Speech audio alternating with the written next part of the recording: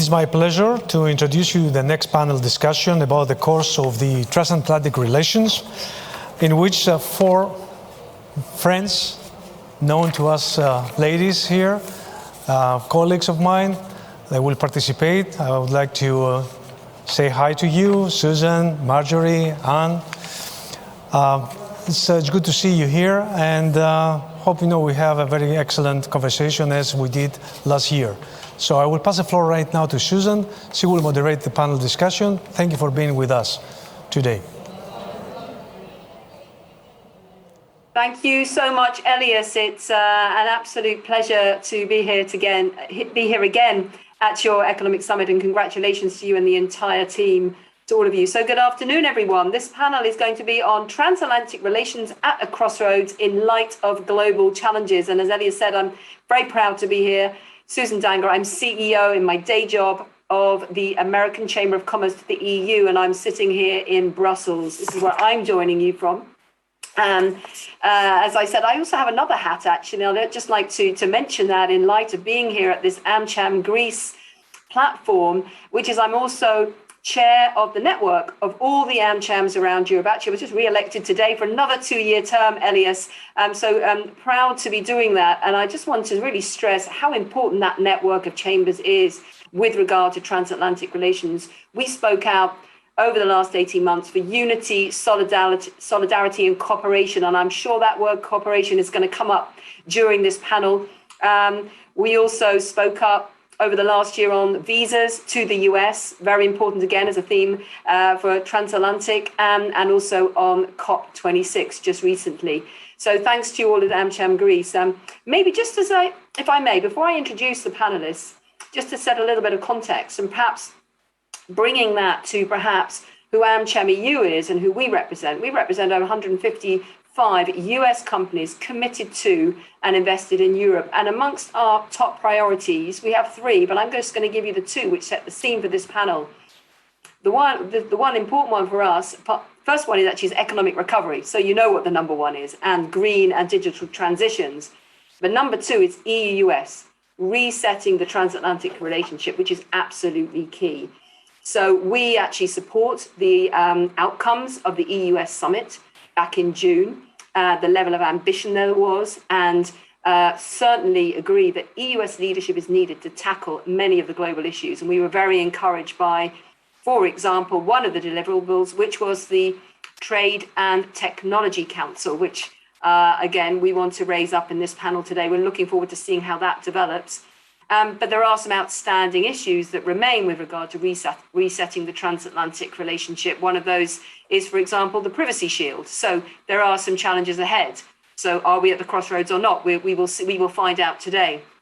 Then leading on to the more global aspect of this relationship, indeed, as AmChamEU, another priority for us, indeed, is global. Very concerned about the volatility of the external environment, which demonstrates that need to strengthen international cooperation, whether it's the pandemic, whether it's energy prices, whether it's disruption of supply chains, whether it's trust and rebuilding that. But so certainly we feel we need stronger, more resilient supply chains. We would caution against the use of the term, for example, open strategic autonomy. I'd be interested to hear from the panelists maybe what they think about that. We certainly need to, we believe we strengthen the autonomy of the EU. And finally, maybe one point is making it more apparent what the benefits of trade are, particularly between the EU and the US, but also globally. So, we have massive global challenges, and just the benefits of trade between all of us certainly needs to be stressed more. So with that, I hope I've laid out some of the themes that I think are going to come up with our panelists today. And with no further ado, I'd like to introduce our first panelist, Anna-Michelle Asimakopoulou, who is a member of the European Parliament here in Brussels. I believe you are at the moment, Anna-Michelle, down the road from me. Yes, indeed, elected in 2019 as part of the EPP group on the Trade Committee, Vice President, but also on the Artificial Intelligence in the Digital Age Committee now, and also, of course, a former politician and lawyer. I would also like to introduce Marjorie Chorlins. Marjorie is Senior Vice President for European Affairs at the US Chamber of Commerce. Marjorie, it's an absolute pleasure to see you here. Close colleagues, although we're on the opposite sides of the Atlantic, a lot of cooperation which we've developed over the years. So a real pleasure to have you here and hopefully getting that US perspective. And last but not least, we have Maja Piscevic, who is sitting in Belgrade in Serbia. And she is currently Senior Fellow and Director for the Western Balkans at the Atlantic Council, but for the Atlantic Council who are in Washington. A vast experience also, and a former colleague of mine, as she used to be Executive Director of AmCham Serbia. So it's a real pleasure to have you here again, to see you again, Maja, I should say. So let's kick off. I actually, want to make this sort of, also very proud that it's an all-female panel, I have to say, ladies. So let's kick off. And we want to make this lively. I thought I'd start off with just asking you, just for a short answer each, so we can give the audience a flavour of some of the opportunities and challenges. And just to go along the line, I'll start with you, Anna Michelle. Just very shortly, what would you say, if you just had to give one, what would you say, are we at a crossroads? What is the biggest challenge, maybe one big challenge for the US relationship and one big opportunity? And I'll leave it up to you which one you do first. And then I'm going to go to Marjorie and Maja as well. Over to you, Anna Michelle. Thank you very much, and congratulations, Susan, and on your renewal. And thank you very much. We've been on so many panels that you can say my last name without flinching. So there you go. There's proof. Very nice to be on the panel. Hello, Marjorie. Hello, Maja. A pleasure and an honor to be discussing this with you today. The title of this is At a Crossroads, right? That's the first, that was my first thought when I saw this. I was like, crossroads, are we at a crossroads or is it sort of a one-way street? Because I certainly think that the transatlantic relationship is a one-way street. So then again, it's rather obvious, and I've been very vocal about the fact that I'm a big fan of the transatlantic relationship. So where are we, and what's the biggest challenge for me, Susan? I think trust. I think reestablishing this relationship of trust that was bruised over past efforts to work together that failed, like we all know what our past is, of past relationships, of past tweets, of current things that happened, like Afghanistan or AUKUS. So the biggest challenge for me is trust. The biggest opportunity for me is democracy. I think that's sort of the unifying thing that brings us together. I know you're going to talk about the Trade and Technology Council, but for example, in the digital sphere, we have a great opportunity on relatively uncharted waters to come together based on a common ethical approach, a common value-based system, which I think is quite essential to championing democracy. So. No, thanks, Anna Michelle. That's a sort of really great kickoff, and I'm going to come back to you so to expand on the Trade and Technology Council and how we can see that contributing to that point, democracy. Marjorie, let's cross the Atlantic. How about you? What would you say from the sort of the business perspective? What would you say is the greatest challenge and opportunity? Susan, thanks very much. And congratulations to Ilias, Nikos, and the entire team at AmCham Greece for your summit this year. I know how difficult it is to pull one of these events together. In fact, tomorrow here at the Chamber, we will host our third annual Transatlantic Business Works Forum, where I suspect we'll be talking about a number of these very same topics. So kudos to you. And also, it is a pleasure to join the panel today. I am going to invert those and talk first about the opportunity and then about the challenge. You'll find that they aren't all that different from what Anna Michelle just said. In terms of the opportunity, I think it's fairly simple. We have the US and Europe addressed a number of the bilateral irritants that have plagued the relationship over the last many years. And we have begun that process, as Anna Michelle says, of rebuilding the trust between us, not least because of both sides' commitment to reframing and reinvigorating the transatlantic relationship. So I see that as the primary opportunity. I see the Trade and Technology Council that we'll talk about as having the potential, and I want to stress its potential, to really take the momentum that has been created by these efforts to restore the relationship and turn those into concrete solutions to address some of the biggest challenges we have and also to seize some of those great opportunities. What is the biggest challenge? Well, it is certainly the case that the US and Europe don't see eye to eye on every issue. Now, that's not necessarily a challenge because friends certainly can disagree. But I do think there's a question, Susan, you mentioned it in your opening remarks, about whether some of the rhetoric that's being used now on both sides of the Atlantic is acting as somewhat of an impediment. So for us, there are questions, for example, about what Europe in fact means by open strategic autonomy, what Europe means by technological sovereignty. And of course, here in the US, also true in Europe, I would say, the sort of hyper-partisanship and sort of over-politicization of the policymaking process. So I think there are ample opportunities. I think the atmospherics potentially represent a significant challenge, as do the sort of ever increasing number of external challenges that we both face. Thanks, Marjorie. And yeah, indeed, good luck for the conference tomorrow. I'm sure you can expand on some of these themes there, we hope too. Hopefully this will give you lots of meat and creative ideas. Maja, over to you in Belgrade, and maybe you might have a different perspective, and I'm sure, and we'll expand on that later. Sitting there in the Western Balkans, what would be your two, opportunity and challenge? Oh, first of all, it's so great to see you, Susan. You don't change, I have to say. You're even more beautiful now than the last time I saw you many years ago. Well, I might answer with something that could start as a banal response, but then I'll try just to explain briefly why I'm using this example. I would say that pandemic, and it's great that we're hearing it for the first time now, and it's like we are 10 minutes into discussion, that it's both the challenge and the opportunity. For everything that all three of you have actually mentioned as important aspects, trust, cooperation, solidarity, we learned so much from this pandemic that I don't know when in history we had so many opportunities to learn from. We learned that we can take nothing for granted, that global powers are fragile, that borders are fragile, that life is fragile. And we learned that we need to work together at the same time to rely on ourselves. And I think that this is a learning experience that hasn't ended. We learned that we don't like to be alone. We learned that we can communicate in different ways, in more broad ways than we were used to before.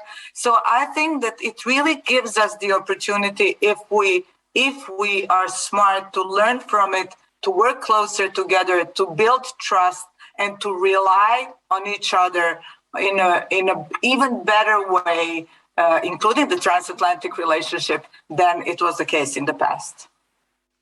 Fantastic, Maja, and great. Thanks for your compliments. And I am, but indeed, you don't have to return. But indeed, learning, trust, and relying on each other, I think, absolutely. I'm sure the other ladies would agree. So maybe let's expand on those. But I'm going to come back to Anna Michelle, but I'm not going to keep you on your toes. I might chop around a bit here. But Anna Michelle, I think everyone probably would like to hear a little bit about the Trade and Technology Council. And indeed, you said, you referred to that it is indeed trade and technology. And maybe you can even explain why those two are so important and relate that to your point on democracy. So do tell us. Well, Susan, look, I mean, the TTC is clearly a positive development. I think we all agree on that. And Pittsburgh was a very good starting point. And we, certainly I was very vocal in the Parliament, along with many colleagues, when it was almost derailed. So it's good to see that Pittsburgh went ahead. It's good to see that it's working. Now, the question for me really is, what can we actually expect from the TTC? There's a carefully crafted balance I think we need between having, huge expectations and then maybe it just ending up being a bunch of sort of bland statements. TTC, it's about trade, it's about technology. So, when I think of it, I try to, my expectations all start with words that start with a letter C. Like, clearly in the TTC, we can converse. Clearly, we can collaborate. Clearly, we can try to minimize conflict. Clearly, we can compare approaches and converge approaches. Clearly, we can look for compromises and try to find consensus. clearly we can deal with China, which is the word that we don't sometimes want to use by name, even though that also starts with C. But in the end, my expectation is another word that starts with C, and it comes down to, I think, compatibility, finding policies and approaches that are largely compatible and that can lead us and guide us ahead in the future. And like I said before, I think, though I focus both, as you know, on trade and technology, I think that technology is a big place where we have an opportunity. I think artificial intelligence, which I also focus on, the coming together around these basic principles that are foundational building blocks of democracy, namely a human-centric approach, namely, not allowing for mass surveillance, banning social scoring. These are things that should sort of be non-brainers and that we should be able to come around. And I'll just close this by, I understand, especially when I deal with a transatlantic relationship and when I have interlocutors from across the Atlantic, like, high level ones like Marjorie, that, you hear strategic autonomy and you're like, well, what is that exactly? And does it throw a wrench in this, positive momentum that we have? And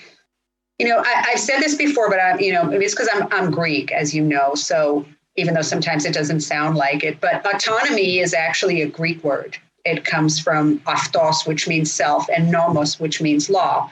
So literally, the way I bridge this is it means making your own rules.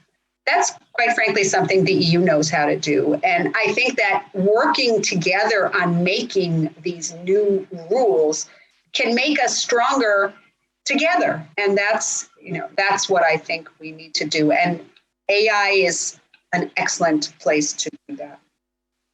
Yeah, thank you, Anna Michelle. I'm going to come back to the AI afterwards because I agree. I think a lot of also the business community also believes that AI, I'm not saying it's low hanging fruit, but it's certainly a very good place to start afresh to try and get good cooperation on both sides and actually to make progress. But you mentioned, love the range of C words, Anna Michelle. I didn't get them all down, but I try very hard. But I'm going to pick up on the one that you said we mentioned less often, and I alluded to it very briefly in the intro, which is China. The topic of this panel is indeed transatlantic relations at a crossroads, global challenges. I think it's fair to say that China is perceived by most now as one of those. Marjorie, we're going to have two different perspectives here, I think, which would be very interesting. Then Marjorie and then Maja on China and the different impact in both areas. But, have you seen, I think the interesting thing would be, have you seen a shift in US policy on this? Because it was very clear, it seemed to be clear what the policy was under the previous administration.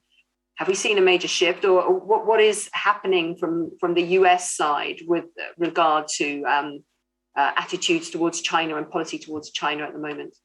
Marjorie. Thanks, Susan. Obviously a big topic. I guess a couple of key points. First, we knew when this administration came in that there were two important priorities for them. One, focus on domestic revitalization, and second, basically strengthening our cooperation with allies and partners. Now, we've seen progress on both of those fronts, and the administration certainly deserves some credit in this regard.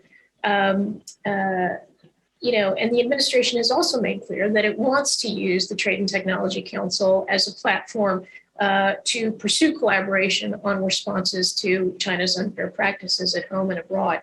So we've seen some movement in the right direction. The question is whether there have been any tangible results that would materially impact China. So the question is now what comes next? We haven't seen outcomes yet from the TTC, and frankly, there is yet no administration policy vis-a-vis China.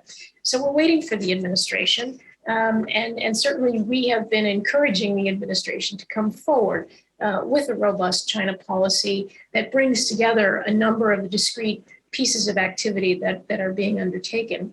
At the same time, it's clear that there is bipartisan support in the Congress to get tougher on China. I think the open question there is whether any of the measures that are currently under consideration will be adopted anytime soon. Now, it seems unlikely given the very short congressional calendar for the rest of this year, but we are obviously moving into 2022, highly politicized again, because we are now staring down the midterm elections. So I think it's there's no doubt that there will continue to be a push to be tough on China. The question is, can we find the right balance of a policy that takes into account that it is a multifaceted relationship?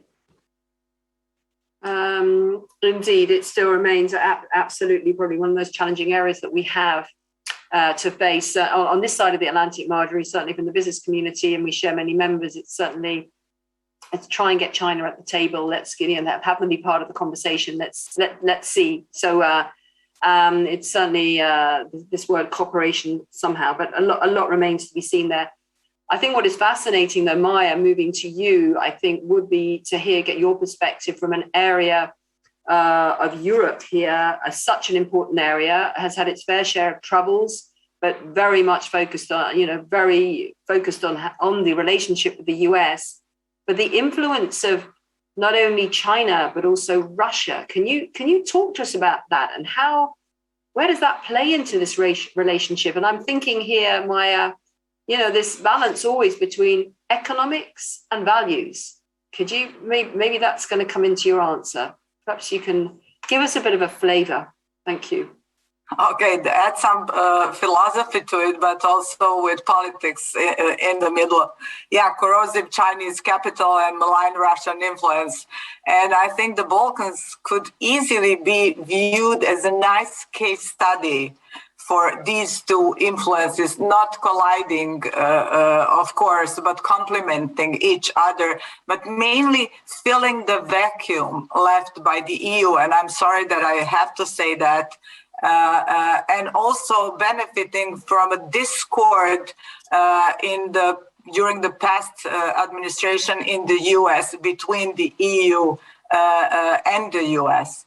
And so you have a very interesting difference between perception and reality with regard to Chinese investment. Just to illustrate that with few numbers, the FDI from the EU is 60% of all FDI in the Balkans, and from China just the 6%. Well, when you do the polling, you get almost as opposite results, because Chinese investment is perceived as really the investment from a friend C.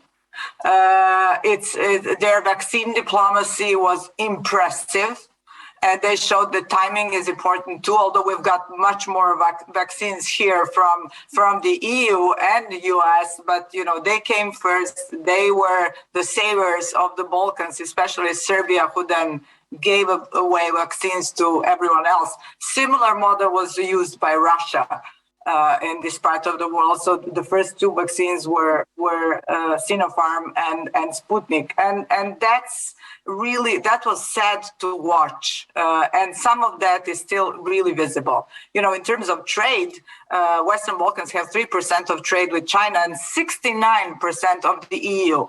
And then when you talk about the friends of the Balkans, you often hear that Russia and China are best friends. That's not equal in all parts of the Balkans, but in Serbia, that's definitely the case.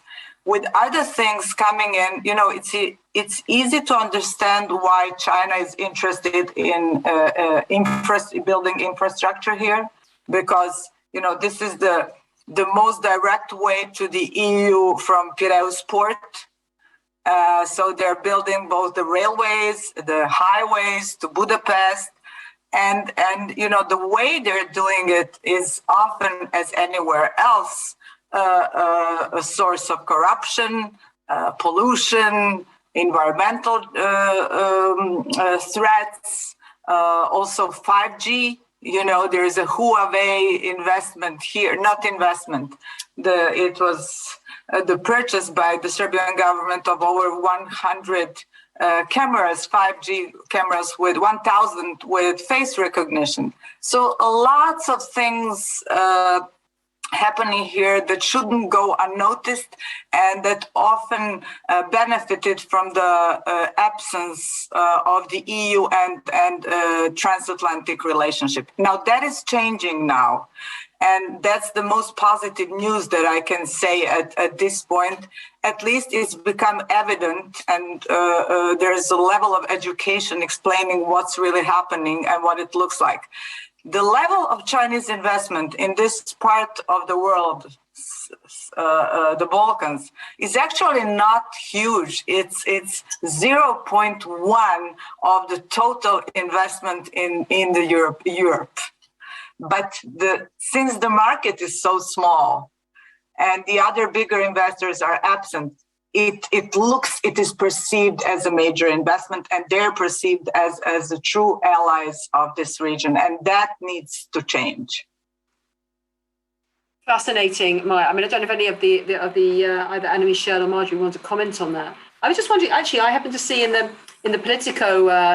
It was on Friday. Actually, it was just pointed out to me today about which countries are most vulnerable. I don't know if you've seen that report, Maja, but I don't know. I'm not putting you on the spot. But it said it's a new report by Globsec saying Serbia is the region's most vulnerable country to foreign malign influence, followed by Hungary and Montenegro. Now, I don't know if you've got a comment on that, but quite an interesting one. But if either of the ladies want to comment on that, please do. But if not, I can see the clock. I haven't been given the countdown yet, but I'm going to quickly try and switch back to squeeze another question in from everybody. And changing tack slightly, Anna Michelle, the dynamics in the EU at the moment. I mean, Maja referenced that vacuum. Okay, that's one issue. This is a vacuum in that area. The dynamics moving forward. French elections coming up next year. Just had German elections. A lot of other things going on. Austria's changing all the time. Is any of this, do you think, what sort of impact is that going to have on the transatlantic relationships? Bear in mind we're at this crossroads. Just briefly. Let me just check my crystal political ball there, Susan. But I think just tell us, Anna Michelle. Yeah, I mean, there's been a shift in Germany, as you know. I think that's going to affect the China policy. At least it looks that way. It sounds that way. We'll see. This, Franco-Italian coalition. What's going to happen with Macron? I mean, I read what you read. Nobody knows. I think we're a little bit until the French elections. We're kind of in this, little bitty limbo position. I mean, it's interesting. I mean, from my perspective, it's even more interesting because I mean, my political family, as you know, is the European People's Party here. It's the center-right party in the European Parliament. But at the moment, the way things are, Kyriakos Mitsotakis, who is the Greek leader, is, the power in the council because, we've lost the German representation. And so, there's lots of power balances changes going on in Europe. A tilt toward the South in this discussion that's taking part now is from my perspective, even maybe welcome. So we'll see. But I don't think there's anything negative looming above the transatlantic relationship. I still am optimistic about the way that's going to go. That's good to hear. How about you, Marjorie? And perhaps on a slightly different tack with changes on Europe, the UK leaving. I know today on the news over here, at least on the BBC, was about how keen the UK is on having a trade deal with the US, but maybe just any perspective on that. Do you see that likely to happen, or do you see the UK's exit having also, how's that influenced the overall transatlantic relationship going forward? Sure, thanks. So look, the UK's departure from the European decision-making table has meant the elimination of a voice of pragmatism. And so from our perspective, the question is, what is the decision-making process look like in Europe going forward?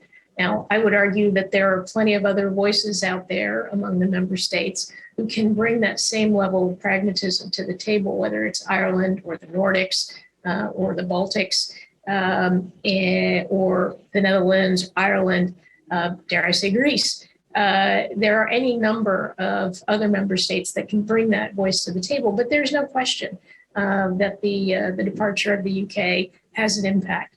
Now, in terms of a US-UK FTA, I think it's clear both sides recognize that the negotiations are not likely to resume anytime soon. That isn't to say that they won't resume. I think at some point they may well. But for the moment, I think there is a lot of focus right now on the evolution of the relationship between the UK and the EU, how the new trade relationship is working, and also, of course, how aspects of the withdrawal agreement are playing out, in particular with respect to the Northern Ireland Protocol. That's something that we're watching very closely, and that's obviously got the attention of folks, as we say, at both ends of Pennsylvania Avenue.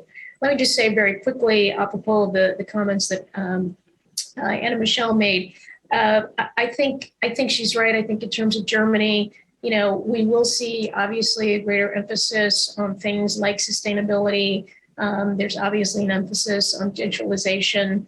There is still also, I think, an emphasis on fiscal responsibility. So the question is, I think, with respect to Germany, what happens when they confront issues that aren't reflected in that very carefully crafted compromise pact amongst them?